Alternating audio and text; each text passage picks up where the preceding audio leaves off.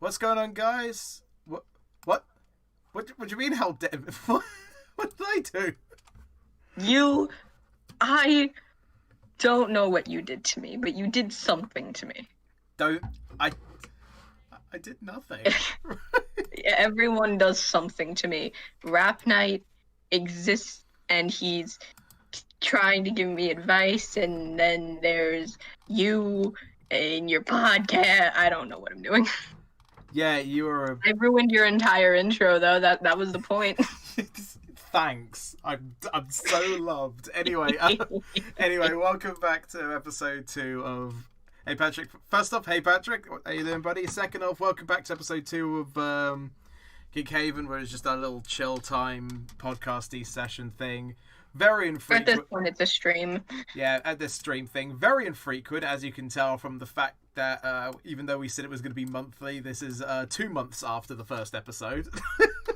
Yeah, that's my fault. I'm sorry. No, it's fine. I'm kidding anyway. It is my fault, though, and we all know it. That's why I said it was very infrequent. I said it's an infrequent thing. Yeah, I've got my water with me, so yeah, that's obviously my host, like, pretty much always Volcarono, and today I have soda, I have water, and I have Gatorade and chips because I have nothing. I had ice cream earlier. That's the closest I have. Anyway, I have ice cream in the freezer. Hell yeah. So anyway, enough of the food talk for like a moment because I don't want to be hungry. So we're gonna already jump into our first topic. My Pringles in your ear. Fair enough. Please don't. The chat's gonna be. I can see what kind of goddamn mood you're in today. I've never been nice to you. I don't know why you thought I was nice to you. Also, hi Van, how you doing, buddy? So we're gonna start with the first topic already, which is a continuation from last week. So if you remember, in episode 1, Volker decided to scream, "Where's my Gen 4 remakes?" Well, we got them. Like we did. Also, to the people that just rudely drove by the apartment complex with your motorcycles looking so cool, acting so loud, shut the fuck up, okay? God, you are... didn't expect you to be this hyper coming into this, but... I am very hyper. Everybody hates Liam, put that sitcom... Yeah, true. Anyway, I don't hate you. I know. It's just everyone bashes Liam. I know, so just... Don't worry about the stuff Patrick says. He's the top guy. Anyway, so yeah, so yeah, like obviously the Pokemon Presents thing was announced. It was shown off, like pretty much everybody guessed, and except me because I'm dumb. Yeah, but no, I didn't say yeah because you're dumb, but I mean it's accurate. That was a bad timing, but yeah. So yeah, the instead of one game being announced, which was the obvious Gen 4 remakes, there was another one announced, which is sort of a Gen 4 prequel, if anything. So, a lot of Sinnoh love for this season. I'm immeasurably hyped for this, for both of them. Oh, absolutely. One thing I will say is, like, okay, so I did not come in at a point with, this is going to sound really, really stupid. I didn't come in at a point for Pokemon where like everyone was like still in the old games. I started playing Pokemon when I was like 12 or 13. My first game was Alpha Sapphire. And so I played like Alpha Sapphire will always hold a special place in my heart. But that's one thing that I will say is when it came down to the Pokemon games, even though Sinnoh wasn't near my first, Sinnoh was like my 4th or 5th game. In terms of region, I absolutely loved what came from it, and so I really wanted the Gen 4 remakes about as badly as I want my freaking Golden Sun attention. Give Golden Sun its attention, Nintendo. What the fuck? I have a feeling this is going to be a continuing trend for every single thing, every single one we do. I will bitch, whine, and moan about not having any Golden Sun content because Golden Sun is completely underrated. But anyway, So when it came down to Pokemon, I didn't think that we were going to get a Gen 4 remake. I expected us to get Let's Go Johto, and I'm not gonna lie, I was finna slap someone if it was gonna be Let's Go Johto. Yeah. Um, I wouldn't have minded that, because honestly, like, I'm one of the, obviously, like I said, I'm one of the few people who really do actually genuinely Let's Go Pikachu, but Here's the thing. For me, I think the only reason I'm about as angry as I am with that is because of the fact that Gen 1 has gotten so much continuous attention. Like if you look at the Mega Evolutions, if you look at the Z moves to an extent, like outside of national Pokemon, only like a majority of Pokemon that can do those special things end up being from Gen 1. And like a majority of the time Charizard gets something extra special, Pikachu gets something extra special, which really annoys me because there are so many other great Pokemon that could use some attention. Like, don't get me wrong, I'm not saying they shouldn't get love, but I feel like the love should be a lot more equal. I sound like a hipster from the 60s and I do not regret it. I mean, you just wait, who said anything about 60s? You're just a hipster anyway. No, sorry, but yeah, I mean, honestly, like, I had a feeling that the remakes were going to be a thing.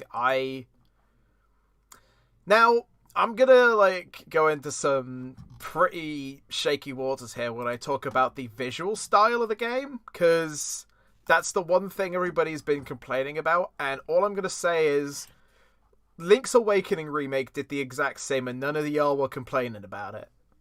Well, here's the thing that was going on with that, because I personally was pretty pissed, and it's because of the fact that Link's Awakening had an extremely similar style.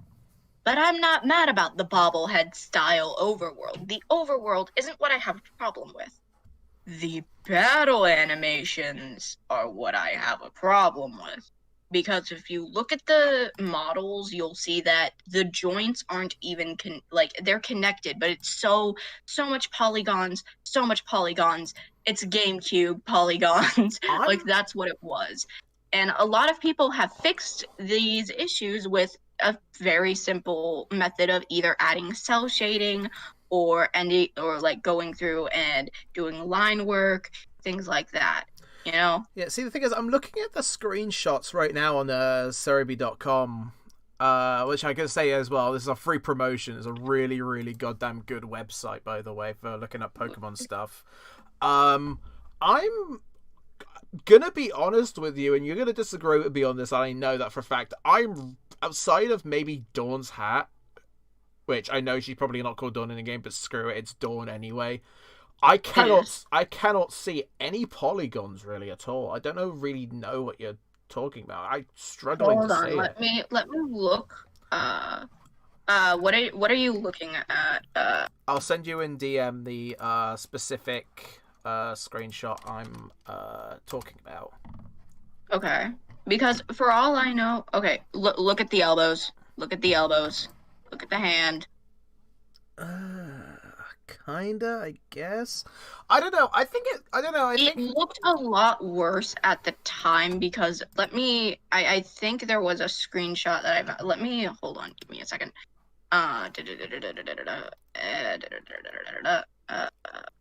I'm gonna be honest, like with the game as well, I couldn't really care less if they don't bring back Arceus. I just want bring back the Arceus event. I just want a goddamn I want my goddamn Darkrai event, please. I just want Darkrai. I want Arceus because I feel they could have done so much more with Arceus, but that's it's me, so yeah. I'm kind of a bitch. At the same time, though, remember as well, this is the that's when we get into that. That's what the other 25th anniversary game is pretty much going to be all about. Okay, hold on. I'm gonna have to put the playback speed down so that way I can get this screenshot that I'm looking at. Yeah. Okay, so this is the exact screenshot. Like a few frames later, look at the polygons on the arms. I can kind of see it a little bit. It looks a lot more disjointed. I feel like they did like put a little more work into the models since the trailer Yeah, or something, I'm, but I'm sure they will, because like I said again, like remember this trailer was announced in this was released, trailer was revealed, showing off in February, and yeah. I'm pretty sure the Diamond and Pearl remakes are going to be coming out like November, at least Oh, November. absolutely. Yeah. And the thing is I want them to be good, and I'm not saying that this art style sucks. I've seen what the two teams working on this are capable of. I think that they felt it was a good time to reveal, hey, this is what we're doing without having like fully developed stuff going on. And I love the art style, but the models for battle animation, at least for the trainers, looks a bit complete, you know?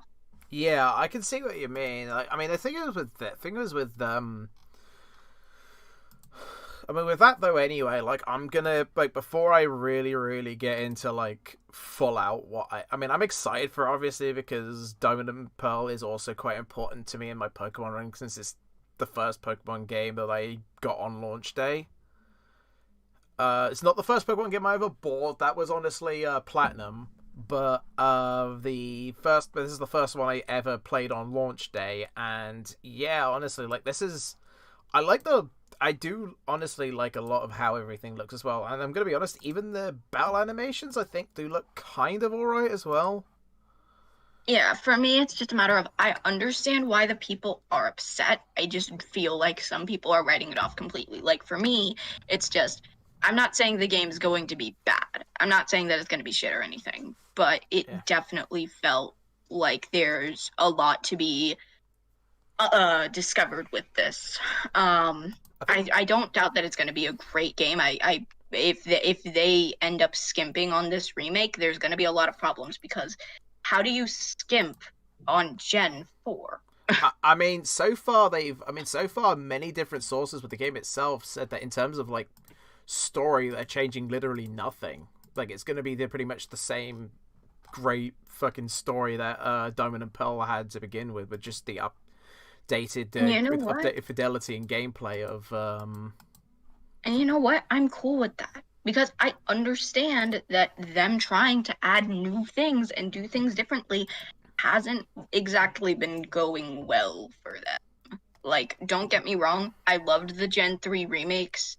There were some problems. I as much as I don't want to admit that myself because Gen 3 is like my generation of Pokemon, but I do see that. I do 100% see that. But yeah, like I said, that's quite exciting, which even there, but and this is going to be quite a hot take. Um I do kind of think that the Gen 4 remakes honestly do look better than what I'm going to be bringing up next, which is one of the more surprising ones, which is the Legend of Pokemon Breath of the Arceus. I don't know. I'm trying to be funny. Hold on. I got it. I got it. Okay. Because of where it's taking place, get it? Because it's early Sinnoh. Oh yeah. Legend of Sinnoh, Breath of Arceus. Yeah. That sounds better. That doesn't sounds less stupid than what I came up To with. be fair, it could also be interchangeable, like Legend of Arceus, Breath of Sinnoh, or Breath of the Sinnoh. I don't know. But you know that I am extremely excited for because even if they don't go full national decks, which I don't see them doing, we still get to see Pokemon from different regions in the same place before everything was kind of broken up. It's extremely interesting, and it's kind of, you know, it's kind of curious to look at and wonder, well, what is going to what's going to happen, like since there's no like gym challenges or anything like that, what is that going to be like? Are we just going to be making the first Pokedex? Because if that's all there is, open world or not, we could run into a bit of the Breath of the Wild situation where it's a great game but leaves quite a bit to be desired. Yeah, I mean I think for me the really big thing about this is really what got me more excited for this because I'm gonna be honest, like while I did like. Well, I did like Sword and Shield like a significant amount. Like the visual, even though I can kind of say the visuals they weren't bad by any stretch of the imagination. Just compared to what they could have been, they weren't fantastic. This game, again, even though like I said earlier, like, and I'm pretty sure, like I said, they're going to fix it. They're going to fix it, make it look a bit more sharper because this is pretty much like this was shown off in February, and this is coming out next year. So yeah. Oh yeah. So yeah, they're obviously gonna fix a lot of stuff in time for that to come out. But the Jags, man, the jagged. What are you talking about? I don't know. It doesn't. I don't know. Just looking at. I mean, don't worry. Forget what I'm talking about. I'm just saying. I'm thinking of this as kind of like I'm starting to think like a standard complainy Pokemon fan again, and I don't want to do that. And I feel uncomfortable. Please bail me out of this. No, you don't have a get out of jail free card. I'm sorry. Mirror Force. There we go. I have a card now. No, I don't. No, you don't, because I have a trap to counter your trap. Yu-Gi-Oh! Yu-Gi-Oh! Duel with just infinite Mirror Force reversal. No. Jeez. But no, basically, yeah, like I'm more or less like this is what I was saying, where I'm pretty positive they're not going to include Arceus in Arceus of the Azure and Brilliant Diamond, unless when this game comes out, once you complete it, they've got an event where you can get the Azure Flute for Brilliant Diamond. Unless that's what they're doing. So it has like a cross promotional thing that when the game comes out, Brilliant Diamond will be updated, so you can get access to the Azure Flute once you complete Legends. Mm-hmm. That's what I'm thinking. If they even decide to bring Arceus into available to be captured in the Gen 4 remakes, that's the only way I can see them really doing it in a good way, other than like maybe instead of just like gifting the Pokemon via mystery gift, they gift like the items to unlock them, like the mystery item to get Arceus, Darkrai, or the same one to. Obviously, I'm going to bring up Darkrai first. Why wouldn't I? But Mm-hmm. like the item to get Arceus, for example.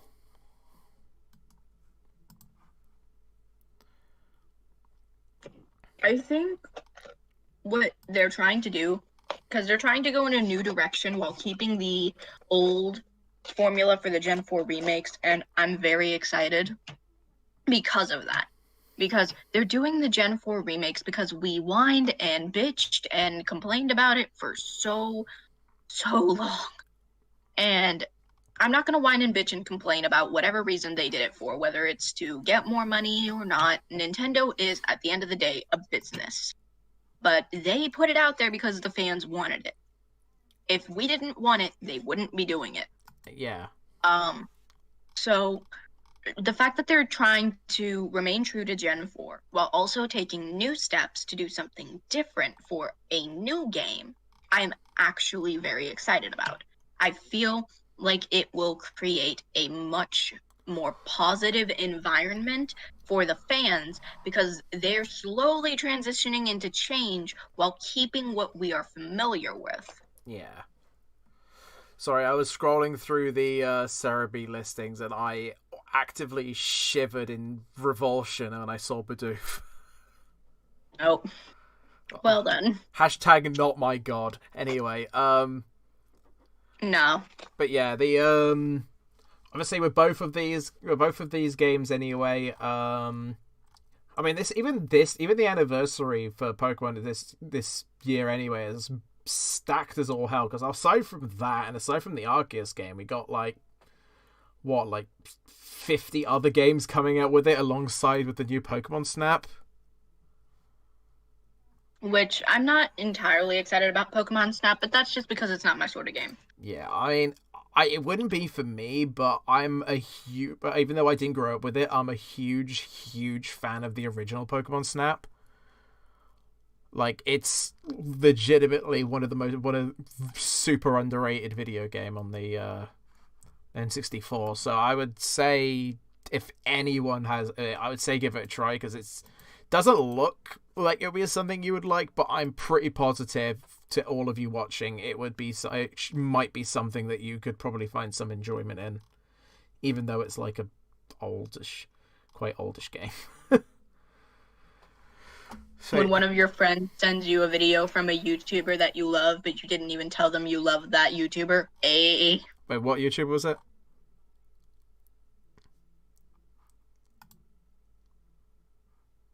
He, as far as I remember, he does parody music, and he does like fun little raps for like certain situations. I don't know. I don't know if there's any drama around him, because apparently that's been happening. Like, I love the FNAF community, and then I found out that one of my favorite artists from the community was I'm not gonna say it, because for all I know it could have been disproven, and I just don't know. But they were supposedly doing some very bad things, and yeah, I used to listen to them a lot. Oh my god, yeah, that's shitty. I mean, that's happened a lot with like a lot of big names. Yeah, we're not gonna we're not gonna get onto that right now. We might later, I don't know, but probably not. Definitely not. But no, so yeah, I feel so obviously with a lot of the Pokemon stuff, there really is nothing else outside of the 2 new games and Snap. There's the Pokemon Unite thing, which, to be honest, like universally pissed off everyone, I think. What was that? The Pokemon MOBA. Oh, also, but hold up. I'm just gonna mention this because I'm petty, and I want to make it like very clear. I am joking when I say this. Okay. I know that my audio quality and my skill is not it right now, but like Cam Steady, formerly known as Cam VGRB, dropped a Pokemon protagonist cipher. Huh. And I wasn't on it. How dare... No, I'm kidding. I'm kidding. Because, like, dude, I've been rapping for less than a year. I am not Cam Steady material. Like, I'm not ready for that. Geek Haven podcast, the Geek Haven podcast, episode 2. Volker proceeds to call out a random no-car artist for no reason. Bruh, you don't remember video game rap battles? I do? Yeah, he rebranded to Cam Steady, which congrats to him, because like that's a brave move to make, especially when he had been making music for like how long? Over a decade? Yeah, Cam's been doing this for a while. Yeah. We could discuss, and that's. So I was gonna say we will discuss more nerdcore once we get past some of the other topics, because I can see because we talk a lot, but you know. Yeah, because I was just gonna say, like, with Pokemon Unite, like, I think that probably would have gone over at least a little bit better, just a little bit, if, like, they didn't have, like, 2 Pokemon Presents things, where, like, the first one they announced, like, a load of really good ones alongside with the new Pokemon Snap, and say, oh, for the next one, we got a very, very special announcement, something you'll need to watch this for, and then it's literally just a free-to-play Pokemon MOBA. Yeah, but to be honest, frankly, if it's free to play, I'm not gonna be too pissy about it. Yeah, I mean, it's not that it's there. I don't really care. I don't like MOBAs personally, anyway. Oh, hey, Nightbreaker. Nightbreaker, my brother. There's a donate button when you need it. Well, I do plan on trying to add like a donate stuff to YouTube streams, but yeah. Anyway, so yeah, like Pokemon Unite's like a thing. Like, I don't really care for MOBAs much anyway. The only one I really had any little bit of enjoyment for was Smite, but that's really about it. That was only like a couple of seconds. And I'm a kind of person that and yes, this is a very subtle call out here. I refuse to touch League of Legends ever. Well, it's fuck you. Well, fuck you too. No, and obviously Pokemon Sleep doesn't exist, so there's that. But yeah, that's kind of pretty much everything for Pokemon as of late until like we see more about like the Gen 4 remakes. That's it. So now we're going to move on to another topic, which tying into a recent incredibly hype movie that's launching next week. Live action adaptations, and I'm you can hear the people screaming below. Yeah, the thing is though, I'm tying this conversation around the Mortal Kombat movie, which looks to be which so far from every trailer that's been shown of it and from what the director has said about it, looks to be incredibly faithful to the original movie, the original games. I mean, like it looks to be incredibly faithful to everything that makes Mortal Kombat. But I'm kind of anxious about it because of so many the multiple numerous times from goddamn, even though I haven't seen it, I'm still using this as an example, Death Note to blimmin' Last Airbender to House of the Dead. Here's the thing. I just need to say this real quick. Mortal Kombat at its core, right, is basically it's basically a fighting game with pretty good storyline and some cool cutscenes. Correct me if I'm wrong. Well, I mean, there's not really many cutscenes for the older games. They only really occurred during the new trilogy, which is mostly in the story mode anyway. I feel like the reason a lot of live action movies fail is because, one, they try to go with live action movies, which, unless you're planning on doing multiples of those, are not a good idea, especially for things like anime or much more developed games. Things like Detective Pikachu and the Sonic movies work because there are so many games and it's an expanded enough universe. But let's say someone went and tried to do a movie on Metroid, a whole movie just based around Metroid. It could potentially work, but if they don't handle it carefully, it's gonna be a big problem. Fun fact, actually, there were talks like back 10 or so years, 10, 20 years ago, that there were intentions to make a Metroid movie. Like, there were full intentions to legitimately make that a thing, but, like, Nintendo realized, like, yeah, no, and then just cut it.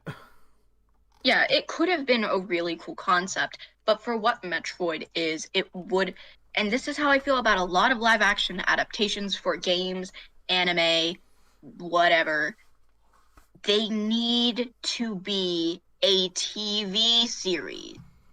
Because trying to cram everything into one movie does not end well. Trust me, I watched the Death Note movie. I watched the Avatar: The Last Airbender movie. Oh, I'm so sorry. I watched the Attack on Titan movie.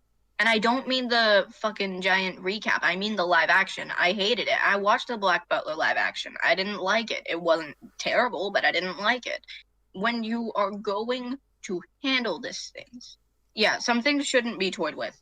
Because of the fact that if you're not going to put the time, like, and I'm not saying that people don't put time and effort into the movies, but if you're not willing to put the time and effort into it, like a show, which is what anime are, they are giant shows. Oh God, I just imagined like a One Piece live action show. I'm looking that up. Hang on. Just live action One Piece. It's longer than the anime. Now, I hate to be the one to alert you here. Oh no! Hang on, I'm gonna. Oh no! Hang on, I'm just gonna DM you this and say nothing. I'm probably gonna forward it to Politicus.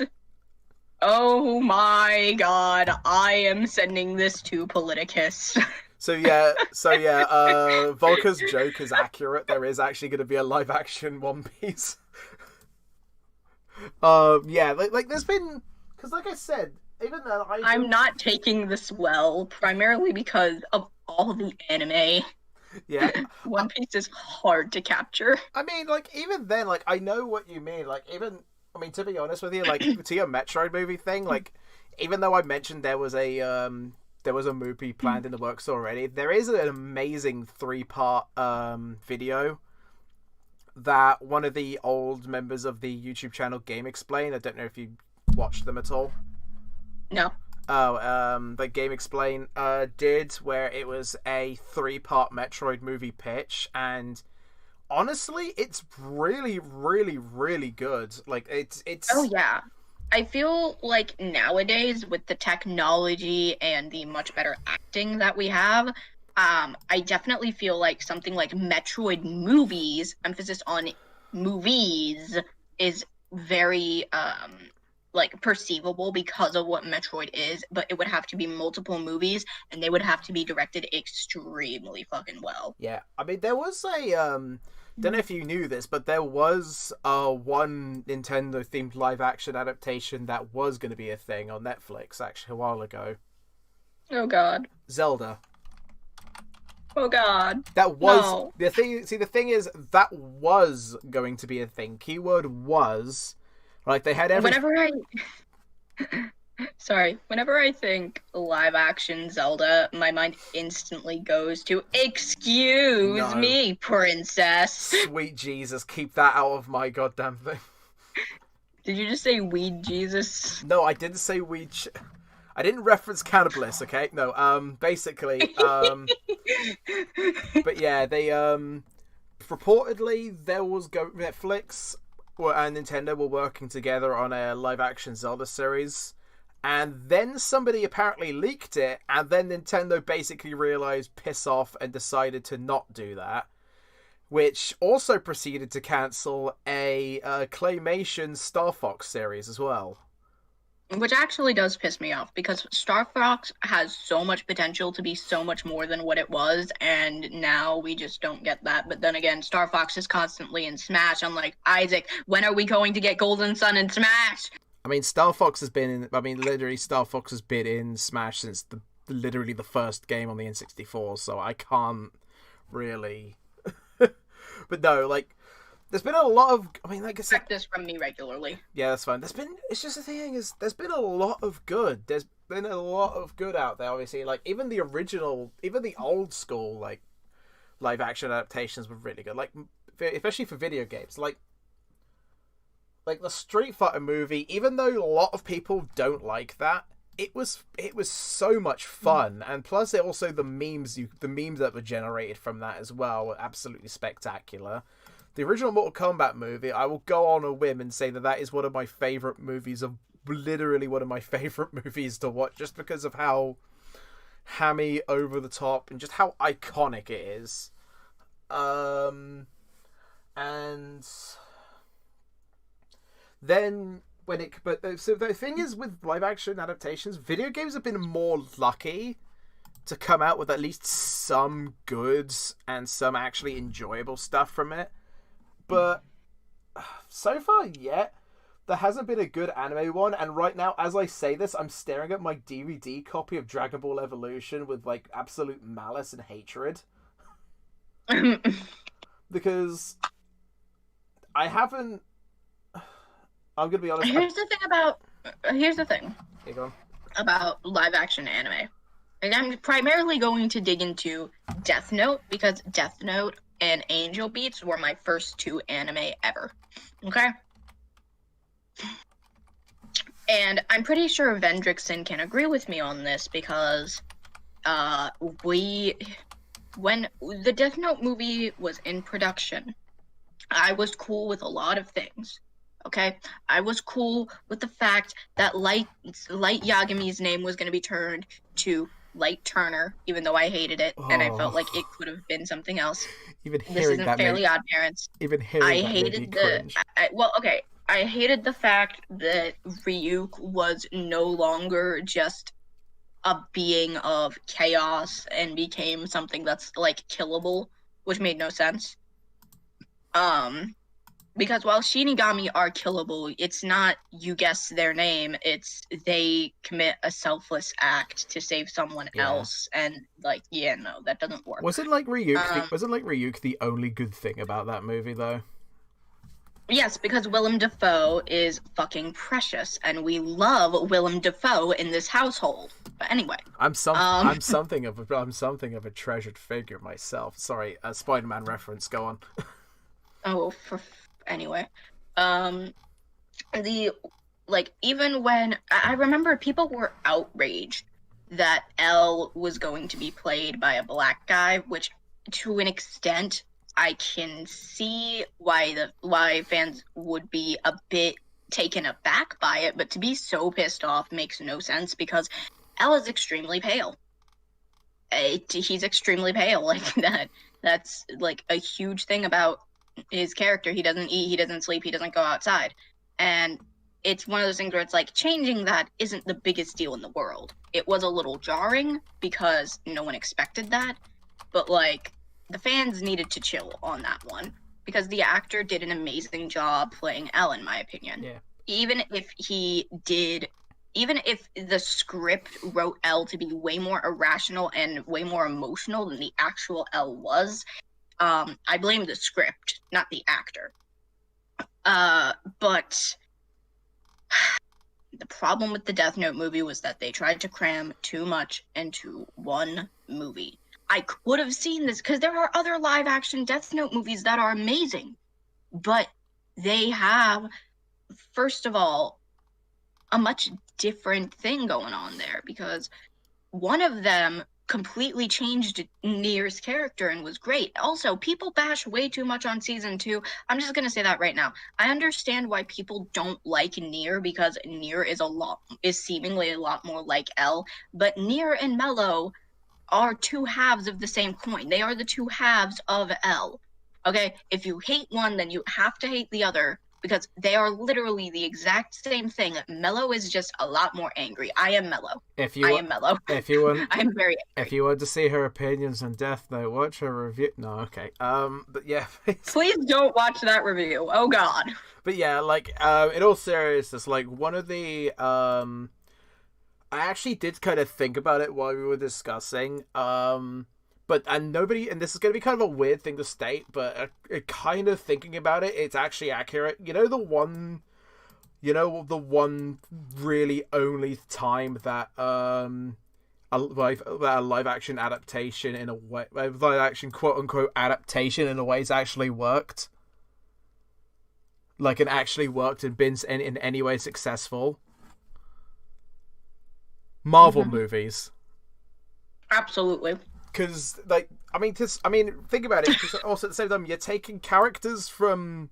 I mean, it's not the stories necessarily, even though some of them kind of are. Like, Civil War was kind of based on the comic, but not really.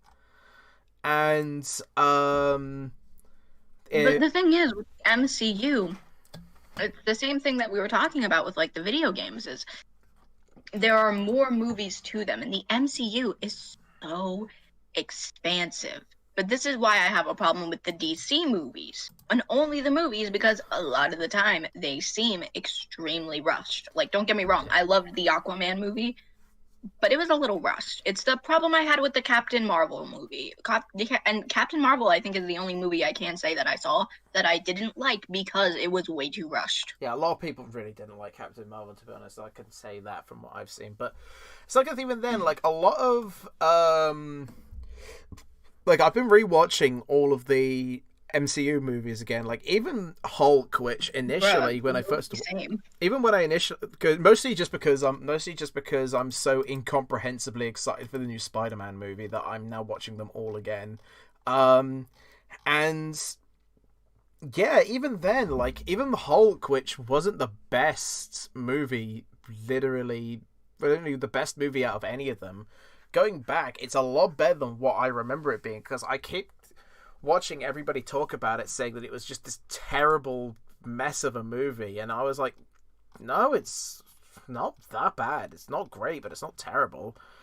Can I just say that like Tom Holland is the best Peter Parker?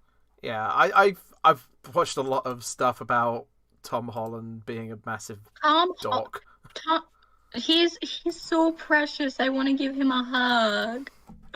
I love how I've watched a lot of like the the panels and all of the stuff about everybody getting at him as well. Even for the actor of Falcon, and I remember seeing one thing where the Falcon was like where the guy who played the Falcon was like, "Oh, I didn't see the new Spider-Man movie, no," and Tom was like, "Well, I mean, I didn't see the new Falcon movie. Oh, wait, sorry."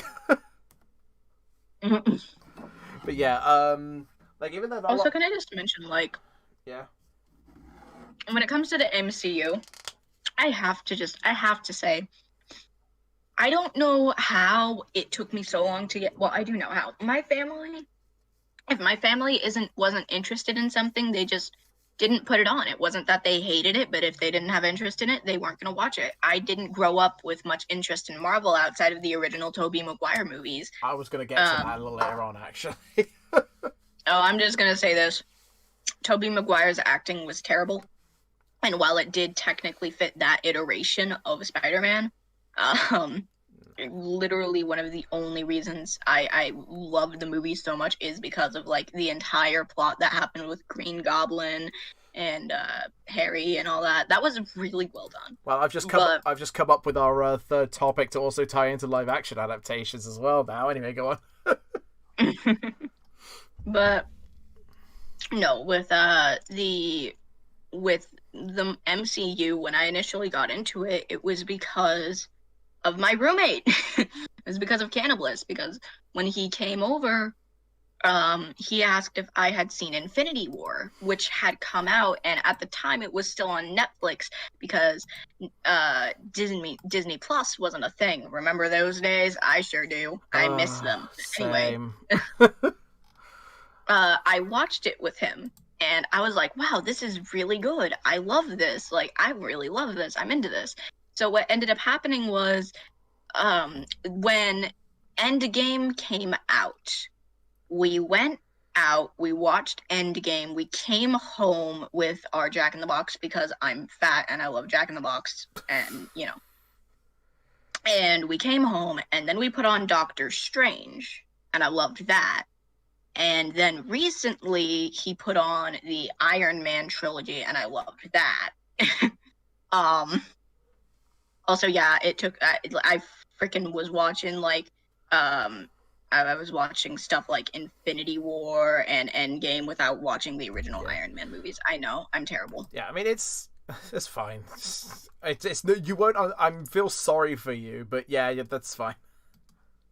Anyway, it was definitely worth it, and I will say, like, the MCU does it so well, and I don't know if it's because of funding or if it's just because of the fact that, like, they just are so well done. Like, they're not as rushed. Also, I will pay money at some point to get Ryan Reynolds to say fuck and it come out of Detective Pikachu's voice. Completely unrelated, but God. I will pay for that to happen.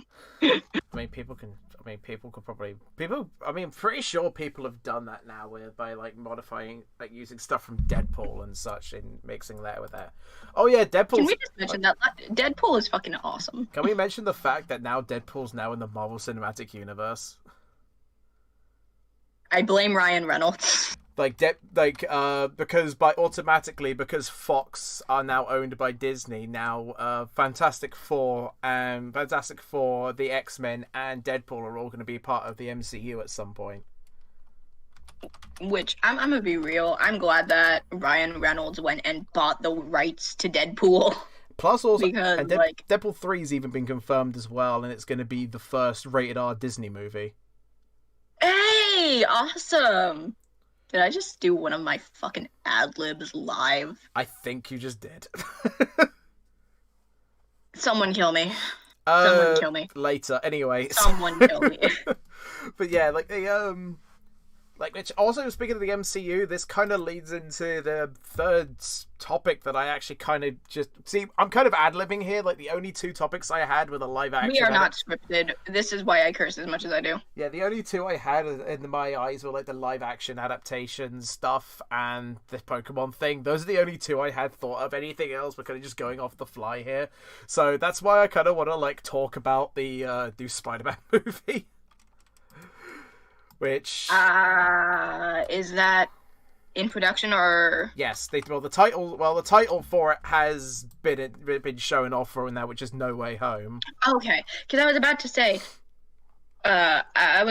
say, I've seen Far From Home and I've seen Homecoming, but yeah. I haven't. Okay. Basically, this is if all the rumors that are happening with this movie are actually coming to fruition, this could be probably the best spot. This could probably be one of the best Marvel movies in a long time. Oh yeah, absolutely. And to be honest, I think it's because Tom Holland really. Okay, this is something that I'm going to say, and this is going to sound really, really really mean. I can tell when people put their heart into things, and I blame being involved with nerdcore, because I used to not be like this, and then I got into nerdcore and I started seeing the little things. And I'm not saying that the other actors didn't care. That's what made the MCU movies so great, is the fact that everyone cared. Even in the Tobey Maguire movies, you can tell everyone cared. Everyone was putting their all into it. And that's one thing I will say, where it's like Tom Holland has, from what I've seen, he loves this. Like, this is... I feel like he looks at this the way Neil Patrick Harris kind of sees How I Met Your Mother, and that is his family, that is his life, and he loves it. Ending notwithstanding. What I can... yeah. Yeah. But yeah, like, the thing is with me, though, like, the one thing that kind of got me a little bit excited over the time was the fact that when they were announcing the castings, obviously, even though we all knew Tom Holland would still be Peter, and May, Ned, and Flash would all be the same characters, as well as MJ. The one thing that really got my eyebrow raised was Jamie Foxx as Electro initially, because I don't know if you knew that Jamie Foxx was Electro in the Amazing Spider-Man movies. I didn't know that, because I didn't like the Amazing Spider-Man movies to watch past the first one, and I never watched it again. Yeah. The last time that I saw Jamie Foxx was, do you remember the animated film Rio? Oh yeah, I know what you mean. Yeah, that's the last time I heard from Jamie Foxx. But then, like, more development kept going on, like, gradually, more and more each minute, and then obviously Doctor Strange was announced to be in the movie, and the only thing it was announced so far was his movie, The Multiverse of Madness.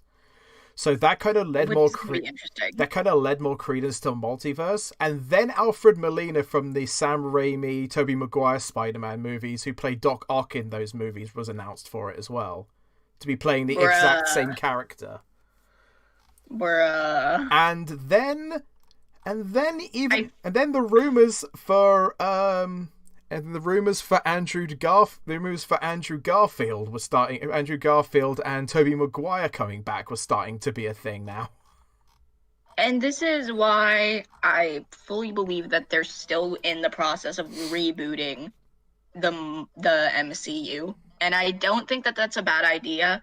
It's just going to be really, really weird to see, because I wonder, after this reboot, what's going to happen then? You know what I mean? Like, where are they going to go? Also, can I just mention that Tom Hiddleston is amazing? And I am a low-key simp. I mean, plus also considering the fact that now apparently there are colossal rumors going on as well, that the stunt double for Andrew Garfield, who was a stunt double in the Amazing Spider-Man movies, was spotted on the set of No Way Home as well. So that could be actually becoming a thing. Also, Well. also I accidentally I loaded up Twitter just to look at the set stuff of No Way Home just to get Twitter updates for it, and the first thing that comes up is Elizabeth from Seven Deadly Sins. So I'm happy now. Anyway, enough about me being. Are you being horny on main? No. I will bonk you. Wait, this is YouTube. This isn't Twitter, so I can say it all I like. I was being a simp. Yes! I can say it on here. I'm not on Twitch. Low-key felt. Fuck you, Twitch. Bruh, Twitch does need skill. I'm not gonna lie. If I had the ability to code or pay someone, I would just make an entire platform for nerdcore artists. Like, for real. Yeah, I mean, that wouldn't be a bad idea. Yeah, sorry, I want to get back to like the last discussion a little bit, because there's just, oh yeah, with live action adaptations, there's just so much you can go off of, because there's so much like good and bad and just abhorrent. Like, I don't like, this is going to go into a me tangent here, because you kind of went on a you tangent for what's it called, Death Note. Oh, do not remind me about Death Note. But yeah, the one I want to go off of is a director by the name of Uwe Boll. Now, you don't know who, and I know you for a fact, or I'm just going to say your real name, Audrey, that you don't know who Uwe Boll is. Say that name again. Uwe Boll. It's pronounced U-W-E, and then his surname is B-O-L-L. No. Okay. For those who don't know, who are watching the podcast, Uwe Boll is a German director who, as far as I'm concerned, has not made a single good movie. More famously, he's the director of several live-action adaptations, quote-unquote live-action adaptations, of video game movies. Some of which, for example, were House of the Dead. The on-rails shooter House of the Dead, one of the earliest 3D horror games, Alone in the Dark, Blood Rain. The top-down to first-person to third-person shooter Postal. The one that really pissed me off that he decided to try and make, which is one of my favorite game series of all time, Far Cry. And yeah, he's consistently just made shit after shit after shit, and I don't know how he keeps getting away with it. And also, because people become complacent. Yeah, plus also, he is a very, very, very toxic man also. He is a very toxic... That doesn't shock me. He is a very toxic man also. Like, for example... So usually with critics, what you would do is, if you're a good director or a good performer or what have you, you would listen to critics, take it to heart, and follow through with it and work on it. Or if you're a bad critic, you would shout at them completely ignore them, and keep doing the same thing you always did. You know, I know someone who does that. Yeah, Uwe Boll took this to a whole new level. What, death threats? Well, if by death threats you mean challenging his harshest critics to a 10-round boxing match, then yes. Oh my fucking god. And you think I'm joking, but no. No, I don't. People are fucking stupid. He legitimately did that. It's fucking surprise. It's fucking like. Okay, but here's my thing. What does that have to do with making movies? Like, I could see if he challenged them to be like, make a better movie than me, because like, even if that's a dickish thing to do, that would make sense. A 10-round boxing match? I guess he was just bitter about the fact that people shit on his already shit movies. He even, apparently according to his Wikipedia article, he even challenged a Panasia challenged Canadian director and the writer of the Silent Hill movie, Roger Avery, to it, and even Quentin Tarantino. Bruh. Who, if you love movies, I don't think I need to say who Quentin Tarantino is, but yeah. Also, can I just mention, like, if he challenged this, because I know Quentin Tarantino is also a director, if I remember correctly. Yeah. What would have made me laugh is if he challenged Michael Bay. Oh my god. But that's just because that's a meeting. That's just because that amuses me. Yeah, Quentin Tarantino is a director. He was the director of Pulp Fiction and Kill Bill. Oh. Actually, he was the director and writer of Pulp Fiction and Kill Bill. Oh, that makes sense. And also a partial director of Sin City as well, which is another one of the few live action adaptations that which actually was in a way genuinely good. Apparently, I don't know. I've not seen the movie, but I've heard from some people it was actually pretty good, even though Frank Miller is clinically insane. Just like me. Yeah. Yeah, no, yeah, I can't really decline that. But yeah, so this was one thing that I was asked about in the DMs as well. So that was that topic. Do you want anything else you want to close off on with that last one, or? No, but I am going to summarize my thoughts. Go on. Live action movies can be good. If you feel there's too much going on, this is more for directors. If you think there's too much going on in a movie and you're trying to cram too much into it, maybe think about making multiple movies. Don't shove everything into that one basket, because that's going to become a problem. Maybe consider doing a show if you feel like movies aren't going to cut it. Because I don't like seeing live actions fail, and I don't want to say, like, just stop making them, because it is really cool to see this stuff going on, especially because it has the potential to draw in non-anime fans, non-manga readers into our circle. Because some people prefer live action stuff, but if it's not done well, we're kind of screwed. Yeah. Stop screwing us over. Yeah. I mean, I just remembered, actually. Sorry, I was going to stop this, but God, I just realised as I was talking about this, I've got more to say.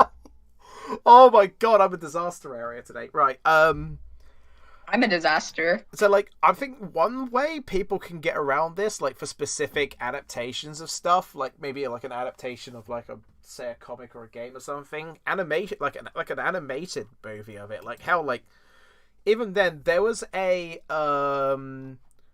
if I didn't tell you, like, ages ago, there was a fan animation based on A Link to the Past that was done by some really good people that was based on the Link to the Past manga. Oh, really? And they managed to get Todd Haberkorn and Vic Mignogna on for it as well, with Todd as Link and Vic as I think it was it Shaft in Link to the Past? It was Argonym, that's it. It was Argonym. That's exciting. Yeah, it only got past one episode and then it was put on hold pretty much forever. Fair enough. But no, I can see a lot of great things coming from this kind of stuff when we adapt things. I just feel like maybe it's the fans rushing, maybe it's the people that are excited to create and then they don't really entirely think. But one thing that I've had to learn as a creator in general is you cannot rush perfection. Yeah, that is true. I mean, that's why even then, like, a lot of the movies, a lot of big, I think that's why even that's what kind of helped the Sonic movie in a big way as well. Like, obviously which a lot of people still say, even I kind of do think that as well, is that the delay to the Sonic movie and the art and the design looking that bad was 100% intentional. That was done out of publicity, and I'm still standing by that. But yeah, so told me something you wanted to discuss about in DMs. Oh yeah. See, since we're talking about live actions and whatnot, this is. I'm actually gonna start. I wanted to go into the topic of nerdcore, specifically I'm gonna go into like the topic of nerdcore as a genre, and then I do want to talk a little bit about some of the stuff that's been going on in the nerdcore community since you're trying to break into it. And I'm always trying to get people into nerdcore. I'm trying to corrupt people. That's kind of how I do. Yeah, for those who actually aren't like aware, which probably some of you, which is surprisingly a lot of people wouldn't really know much about it, even though there will be some that do. This is. Oh yeah, just to say this real quick. Nerdcore is not considered a genre of music. It's considered a subgenre. It's not even. What the hell did Loki just send me? What? What did he send? I'm gonna send you a screenshot of this. Hold on. Okay.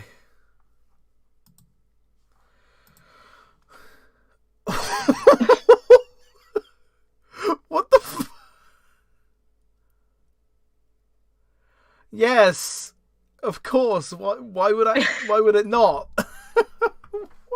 Why?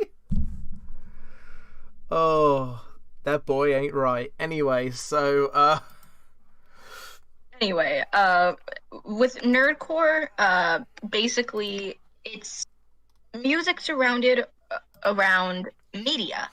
The reason I say it's surrounded around media is because nerdcore, if I remember correctly, got its start with raps and songs based on horror characters to stuff like the MCU comics and whatnot. Like, people were all over that. To a huge extent, nerdcore is still there.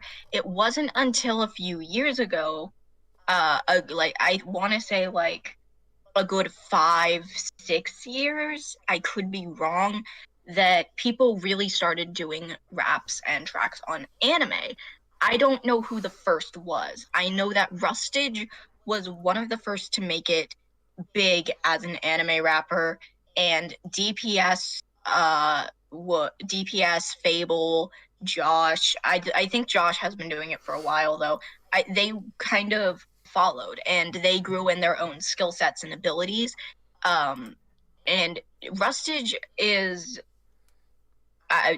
This isn't a diss on Rustage. This is just something that I genuinely see is the fact that I think that I'm just a mini female Rustage with how unstable I am. Yeah. Not gonna lie. If you think about it, technically Weird Al Yankovic also did a rap because he released a song called White and Nerdy. I'm gonna get punched in the face. I'm going to hurt you.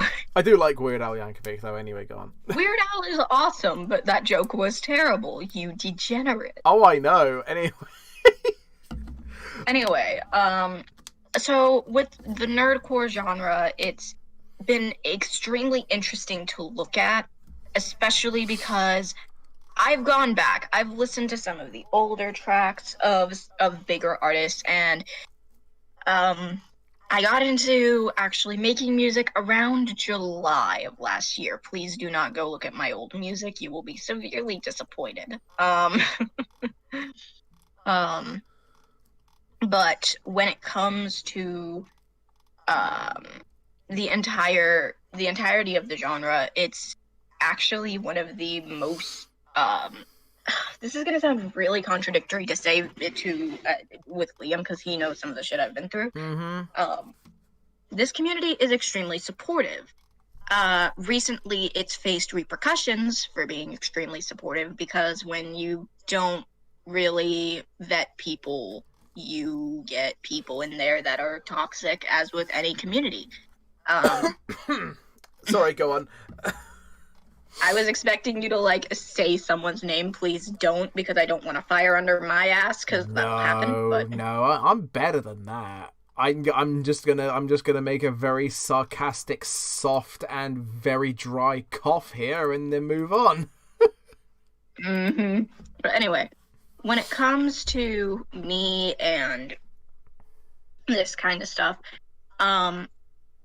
it's I'm not gonna lie, it's kind of frustrating because as a genre, many people don't see nerdcore as music. There's a reason that DPS basically made a diss track on these people called Easy Bag, and it is a bop. Yeah. I mean, at the same, but that doesn't really. That's not if people saying that it's not even music is.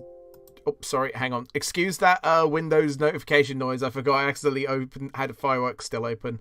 But yeah, it's like that's down to a point though. Like it's pointless to say that nerdcore isn't music anyway because it's rap. Like regardless of like if it's about like a specific it's rap, thing. it's singing. Like everyone has their own style. Fable is metal rock, and he can rap. Like that man is gifted. Yeah, so, I wish I was him because of the fact that I need his secrets. So like, but like, it's music. Like, it's music. Like people are like, this isn't music. You're not talking about the real stuff.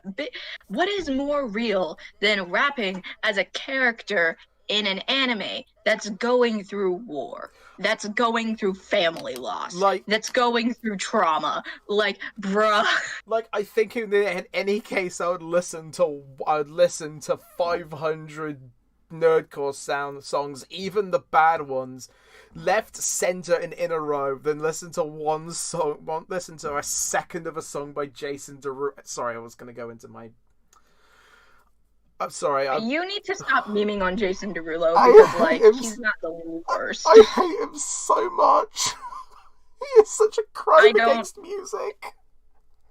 I mean, I'm also a crime against music because I'm a worse artist than him. No, you're not. Yes, I am.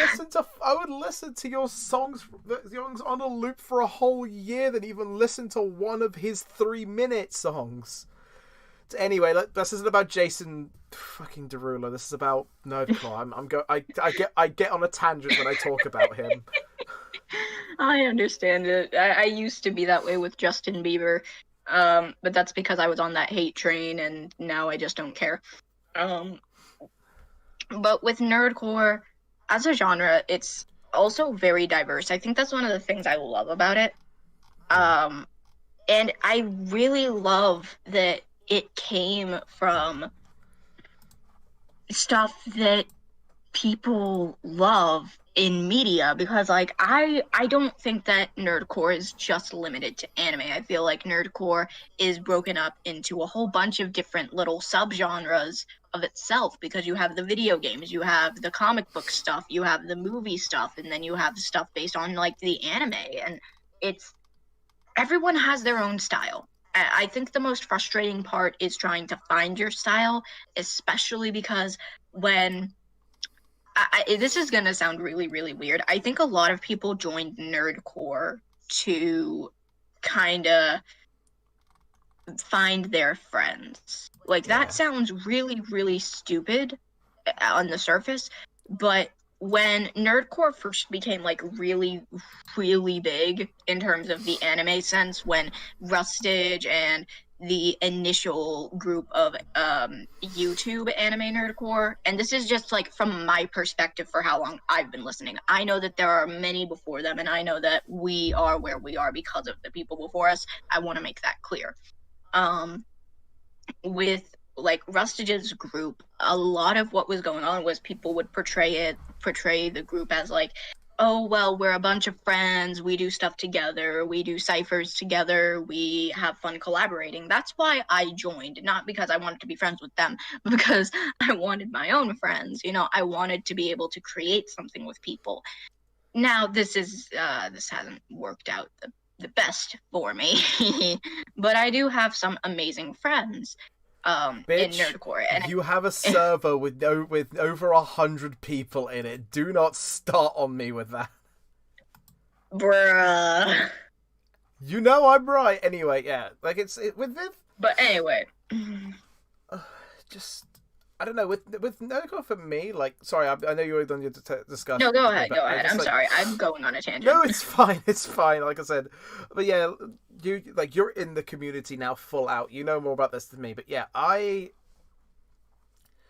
for me, like, obviously, like, if when you got into it, this was kind of like a thing where I was just like, okay, this is a bit interesting. Like, I was kind of a bit critical because I was obviously, I wasn't even big on rap to begin with, so coming in was kind of just like a big like blow. Like, whoa, okay, so some of this is actually pretty good. And then I listened to more, and I was just like, my ear for picking out things was started to like, okay, I'm starting to notice a pattern here with this kind of stuff. Like, this is all of them are kind of starting to sound a bit the same to me, but this was mostly just the ciphers, if anything. But and this is what became an issue for the fans, is because this is primarily with male names, where if you were a guy and you were on a bunch of ciphers, there was a problem because it was the same person over and over.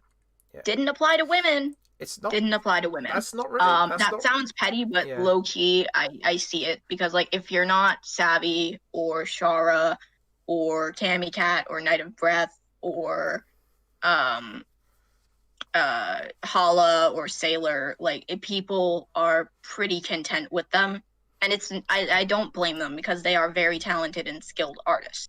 Yeah, but it is a bit frustrating when I see people constantly going like, oh, I'm tired of seeing this name and this name and this name and this name, and then like they're so complacent with the other side. Mostly what I was on about anyway was kind of just like the tropes that I was listening to in the lyrics that people use for each cipher was kind of just a bit samey, if you get what I mean. Like, most of it's kind of just like felt the same, but after a bit, like, listening to more and more of it, I started to really like get interested in it, and then obviously I then started editing for this loser, and sorry, I didn't mean to call you. Wait, yes, I did. Never mind. No, I'm just trash. No, I did mean to call you a loser. Never mind. But yeah, I am trash. But yeah, like I said, I started editing for Volker, and I started to have a lot of fun with it. Like, even as it was now, sometimes editing like videos can range from being like so easy it's asinine, like with honestly like with honestly like with the Hinata rap she did, that was actually a really easy one to do, but it was also a lot of fun as well. Also can range from having a lot of, and also can be a lot of fun as well, which you can see with her most viewed video on her channel. This is basically just a big promotion fest right now, so just bear with me a sec, guys. To honestly the hardest one, which is a toss-up currently between, I'm not going to reveal what it is, which you can just look on Twitter to see what it is, but one I'm you can say it, I don't care. One I'm currently editing right now for I'm getting ready for editing now, which is on S Death from Akame ga Kill, and her Princess Vivi rap, which I'm going to be honest was the hardest thing I've ever had to edit in a long time. But yeah, like, I'm sorry, the beat I got was like 4 minutes long, and I didn't want to ask him to shorten it because like it's not even the beat that was the problem, it's the character. But eventually I did find some good stuff, and honestly I'm proud of how it came out as. But yeah, and that honestly eventually got me to want to try some of it myself, which came out as my Assassin's Creed rap, which I'm not gonna link. If you want to find it, go to find SD Music somewhere. You'll find it eventually. Everyone starts somewhere, my boy. Yeah, you'll find it eventually. You'll find the channel eventually. But yeah, I'm writing more. That's why I love how you didn't even question the freaking Legend of Zelda CDI, my boy. No, I did notice it. I just didn't want to bring attention to it. But yeah, but like even then,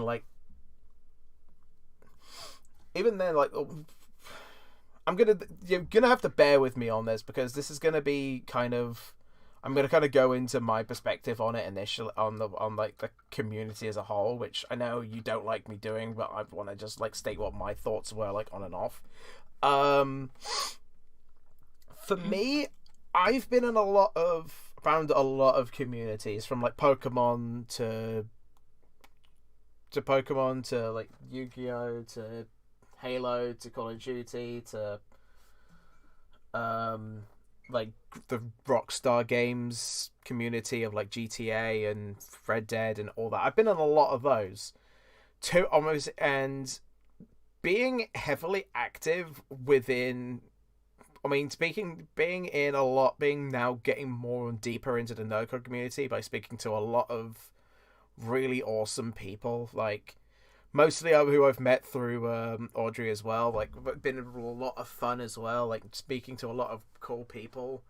Like, so there's been some great, absolutely wonderful people I've met, like Shadow Knight, who's a fucking dork and I love him. To like All Time, who's also a weirdo, and Shiro, who, while I don't agree with him on his opinion on Sonic 4, I do. He was a lot of fun to do. It was a lot of fun to do a live stream with and roast the shit out of him with. But yeah, but at the same time, I was kind of getting a little. I was kind of get. I'm going to turn on my volume. Jesus Christ, that's really loud. I was kind of getting a little bit. No, Mum, it's my volume. My volume was. Oh. But yeah, I was kind of getting a little bit side-eyed initially because I was kind of like, this is starting to look like a lot of those. One of those negative voice is louder than the good voice communities again, which was starting to get me really worried because, for me, excuse that again, that was another one of those. For me, it was a same case with a community I'm heavily active in, which is the WWE games community, which I can say for safekeeping, the WWE games and core community is one of the worst communities in the world in some aspects. It's worse than most. Honestly, I would say if I had to compare that in those, I would say the 2K community is pretty much worse in every aspect. I wouldn't even say the core community is bad. It's just the bad side is louder, but that's more me. The bad side is extremely loud when it comes out, and I'm going to be entirely honest. I feel I joined Nerdcore at like the worst time because before I joined Nerdcore, everything seemed really peaceful, and then I joined Nerdcore around the same time as someone else, and as soon as they joined the community, they just kind of brought out the worst in some people, and it became a thing where like I never really was socially good at anything. So like I have some friends that I trust, and then overall there are like acquaintances and people that I like to hang out with, but I don't really have my group, and it's something about Nerdcore that I both love and I hate. I love seeing the groups support the people in them. And it's not like a cliquey thing where you can't get in. But because of the fact that when I joined, a lot of drama started going down. And then it keeps going down because there's a new drama like every month. Because some people don't know how to like chill.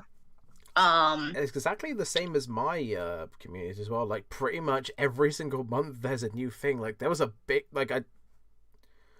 this is going off of a nerdcore tangent, but I just wanted to go off of this. Like one person was exposed as being, not being very, very, very kind in treatment to children, or even anybody else outside of that. Or minors in general, and in result to that, even though the channel that he was the operator of, even though the videos on his on the channel he operated didn't have most of the work on that channel didn't exactly belong to him, and it featured a lot of hard work from a lot of really great, wonderful people who I would literally defend as much as possible, especially I'm going to do a shout out to Stigma. Love you, brother. But, yeah. He removed all of that, because even though he was the bad one in that, and my friend Stigma proceeded to uploaded a video to his own channel, only for that to be copy striked by him. So in a result to that, he called the authorities on him.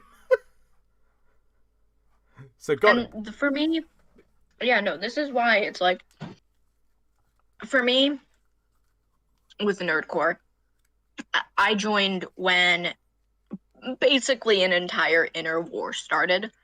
And it's not that there aren't good people, but I've lost a good handful of friends, and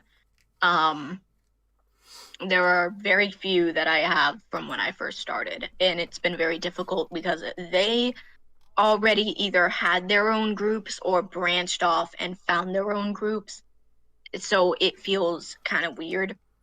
And I don't blame the community. It's my fault for not being good at being social, but I don't get.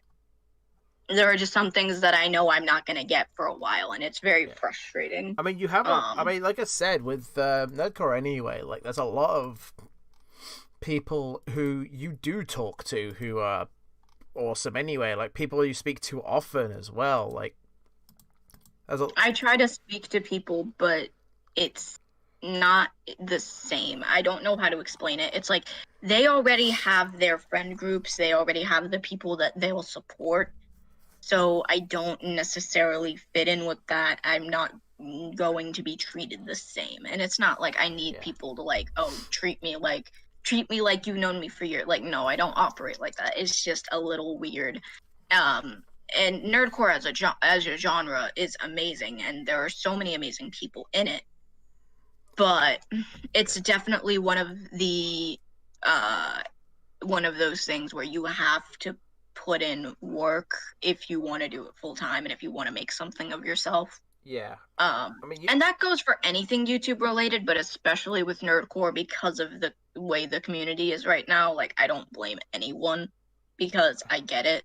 Yeah. It's just, I mean, the amount of effort you put into your stuff anyway is, like, evidential enough. Like, even for me, like, with my raps, I find it hard because I find it really difficult to do it because, like, I'm not a great writer anyway, and saying that as I already DM'd you a while ago telling you that I plan to write my own story is really, really a bad omen. But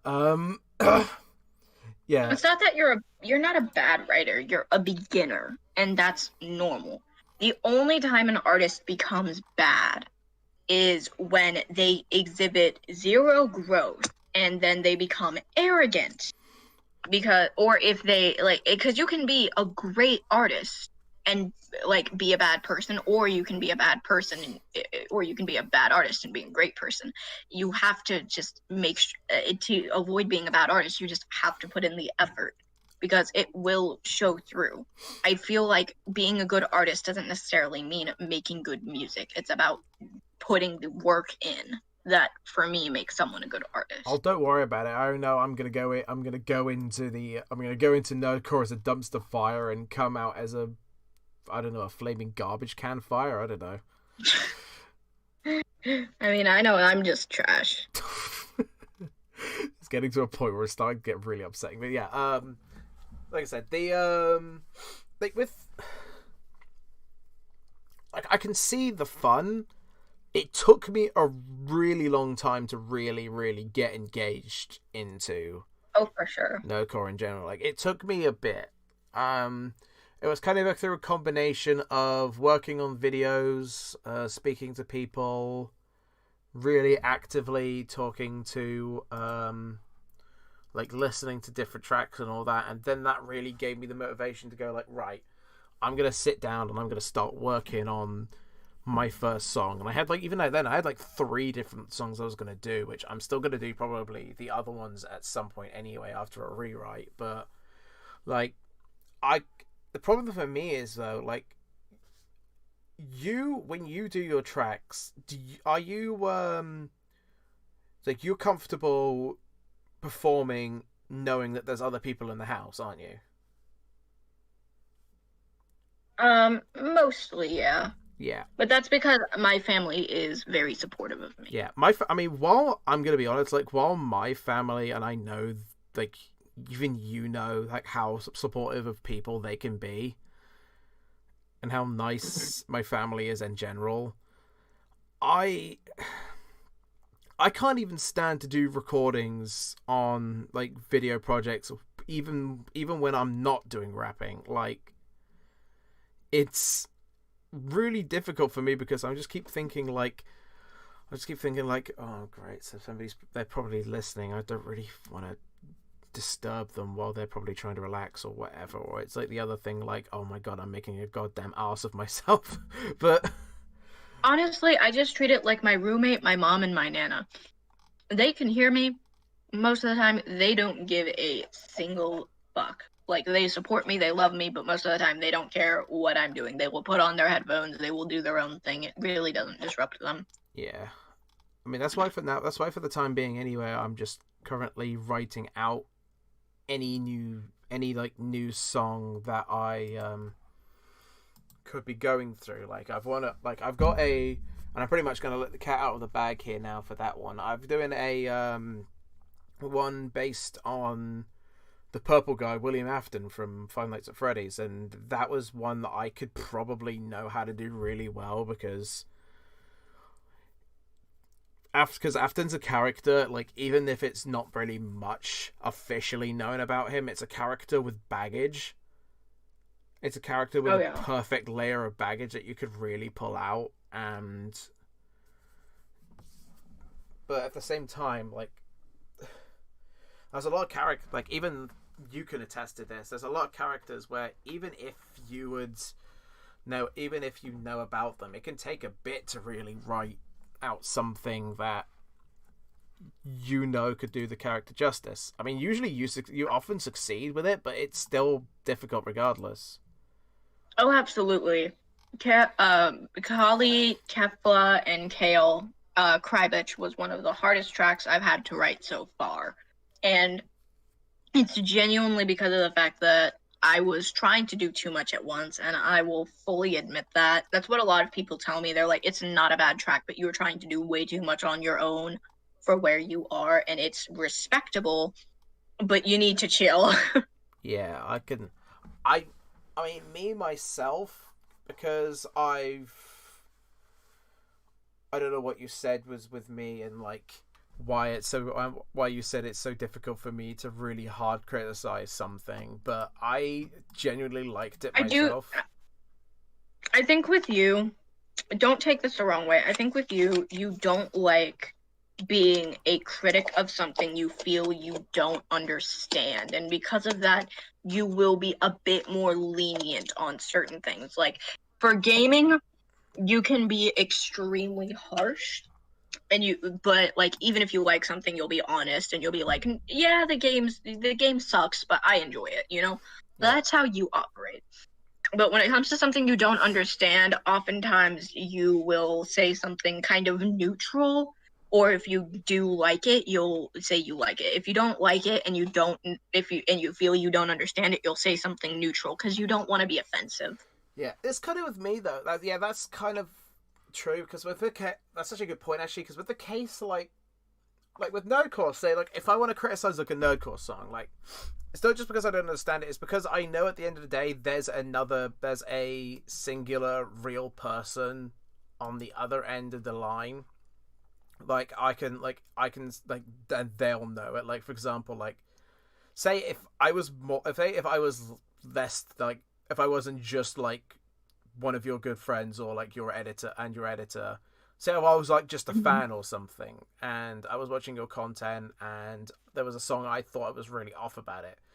If I wanted to say that, at the end of the day, I know you would be seeing that, and as somebody like me, with my thoughts on how I talk to people, I really don't want it to hit them in a bad way. So that's why I say it like that. However, with gaming, because there's usually a big corporation behind a game that I probably won't. There could be corporation behind a game, and like thousands of people will also be saying that. I'm one in like a million, or even a million or more people who would be saying something about this game. If you get me. Yeah, yeah, and I understand what you're saying. I feel like everyone needs to grow from critique. I think it just depends on how you deliver it. and who you're saying it to. Because some people can't take criticism.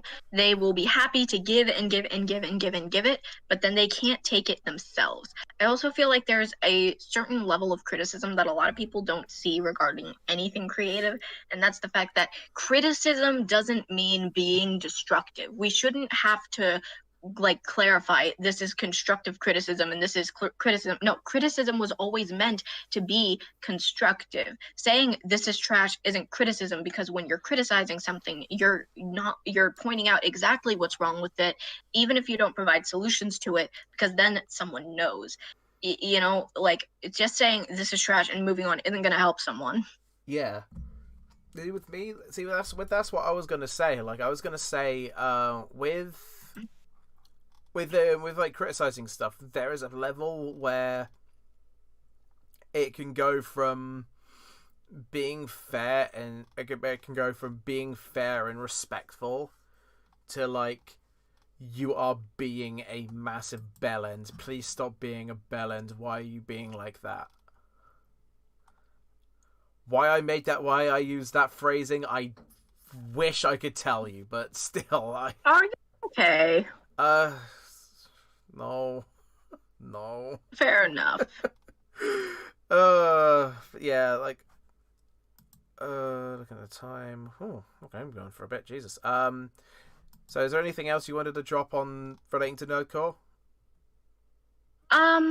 I think when it comes to nerdcore, the one thing that a lot of people need to remember is you have to be, don't let anything deter you from doing what you love. Just make sure that you do connect with the right people. You don't need a group, even if you might feel like you do. You just have to keep pushing.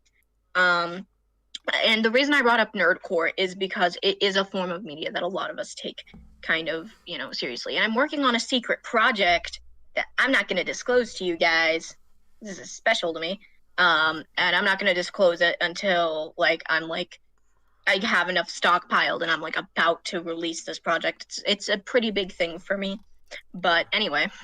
Yeah, but yeah, like I said, she is right with that. Like, this isn't just for nerdcore though. This is for literally anything. Like, even if somebody's making like any one of you are like have a friend who's making like an independent game or something, or like making like a huge YouTube video as like a reviewer, or like I don't know, like even one of my more favorite kinds of content recently, like a guy talking about doing video logs on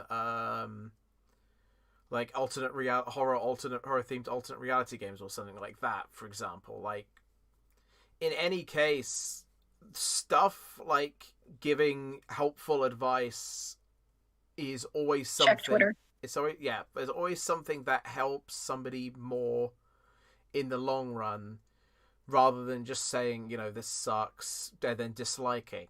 At the end of the day, if you don't like the video, then just explain to them what you didn't like in it. So it helps. So while it may sound harsher in the initial run, it helps them in the end as well, rather than just being like throwing crap at a screen and like being salty and all that. Yeah. Because at the end of the day, if you're going to try and get into that medium as well, and people see how you treat criticism, no one works with you. Absolutely. No one's even for me, like when I get I get quote unquote criticism that's just being like really negative and all that stuff, I end up just like trying to grin and bear it. I oftentimes don't respond to it because I know all I can do is grin and bear it. But it's definitely like, you have to be careful how you take it, because like if you're given constructive criticism and you respond and you're like, no, this is just my way of doing things, then that's not gonna help anything. Like, oftentimes when I get told something constructive and it's something I'm already doing, I will make it known, like, this is what I'm already doing. I already kind of like, I do this a lot anyway, so I kind of a deal. But also check Twitter. I did. Hi, buddy. I did. I'm trying to find the right. I'm trying to find the right Vine. I'm trying to find that vine. Trying to Yeah. find that vine of the guy sliding down the hall, going, "Good evening." Hang on, I'm gonna get that out. But a self plug. I'm doing a Seven Deadly Sins cipher that, if all goes well, it should be out in the next couple of weeks. There is only like 2 verses left because our king is going to be doing the re-recording that he needs to do tonight, and then we will be on track. I'm very excited. I'm very happy. I was initially planning on canceling it because everyone's like, oh, well, this has already been done before. And for me, it's like, this is what I want to do for fun. And like, I'm not expecting this to be like the biggest thing ever. I'm not expecting this to get me anything. This is just something I did for fun. I'm excited. I'm glad I stuck with it. But yeah, that's all I have to say. I'm going to jump off because I actually do need to talk to my king about re-recording his verse and trying to help him a little bit with that. Yeah. Because Is that his name? Is that his name? No. Oh, okay, right. No, I'm just not giving you the roster. You'll get the roster. I'm not gonna give the roster like on here. I will tell you the roster in DMs. Okay, yeah, that's cool. That's cool. Anyway, take care. I'll do that. I'll do the sign off. I'll handle all the sign off. Don't worry. Okay, bye. All right, peace. Right. So, it was a lot of fun. Thank you so much for watching. Obviously, Volka's already plugged all her shit down. For me, though, if you want to sub to my channel, feel free to do so, and you'll be automatically updated if you ring the bell whenever I upload a new video, like a new episode of Geek Haven, or like what I plan to do sooner or later, my analysis videos or reviews, which is going to be more specifically. Also, go sub to SD Music for nerdcore reactions and nerdcore music. As recently I just uploaded my first song, By the Order, which is a rap based on Assassin's Creed 2. Or more or less just Assassin's Creed 2 for both Desmond Miles and Ezio. And yeah, links to Volcarono's YouTube channel in the description. So yeah, don't know when the next episode is going to be, but I will see you guys in the next one. Peace out. Peace out. Take care. Wash your hands. Wash your hands after you come back home from wherever you go out. Wear a mask if you decide to go out, and remember to social distance. And please stay safe. Take care, guys.